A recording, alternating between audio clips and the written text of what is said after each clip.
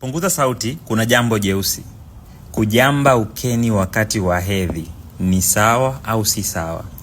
Nadhani mwezi wa 10 na wa 11 nilikuwa na program ya kutibu au kuratibu changamoto hizi ambazo zinatokana na either kujamba uke wakati wa tendo au wakati mwingine, lakini pia kama unahisi via vyako au uke wako ni mpana sana. Tulitoa program ambazo mwezi wa 10 na wa 11 watu wameendelea kuzifanyia kazi. So feedback zinakuja soon. Miongoni mwa changamoto ambazo nilikutana nazo ni kwamba kuna baadhi ya wanawake walikuja wakaeleza kwamba wanapata changamoto hiyo ya uke kutoa sauti kipindi wako period au kipindi damu ya hedhi inatoka.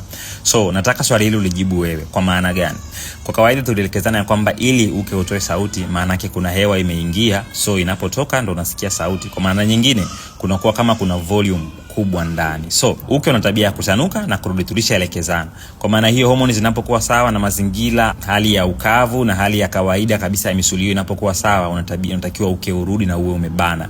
Kwa maana hiyo ukiona umejamba maana yake haujarudi kabisa. Wakati wa hedhi kuna uchafu unakuwa unatoka.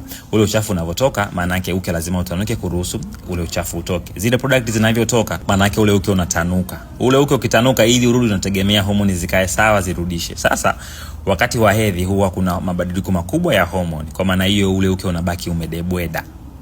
Ni lugha nyepesi lakini unakuwa sio elastic kiasi kile kana kwamba utarudi kwa kubana tena. Kwa maana hiyo ile space inaweza ikaruhusu hewa kuingia na kutoka. So kwa mazingira fulani, sio mara zote inawezekana uke ukawa umejamba, hususan kipindi ambapo unasukuma. Na on top of that, kwenye kipindi hiko pia kunakuwa kuna uterine contraction. Ule mfuko au mji wa mimba, zile maso zake zinakuwa zina push, zinajikusanya kusukuma. Na ndicho ambacho kinapelekea maumivu kwa baadhi ya wanawake. Kwa hiyo wakati unasukuma maana yake unakuwa una push, so the pressure inavyozidi kuwa kubwa maana yake inawezekana ikatoa hewa kipindi ambapo ile product imetoka, let's say clot moja imetoka.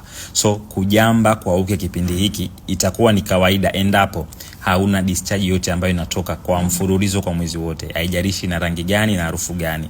Pili, kutoka na harufu mbaya ukeni. Tatu, maumivu makali ya upande mmoja au leo kupata changamoto za infection, let's say fungal au hizi BV yale ya kutoa harufu mbaya ukeni. Let's say tuzungumzia aina zozote zile za bacterial infection. So kama ulishawahi kupata changamoto hizi maana yake kujamba kwa uke kwa kipindi hiko inakuwa si sawa.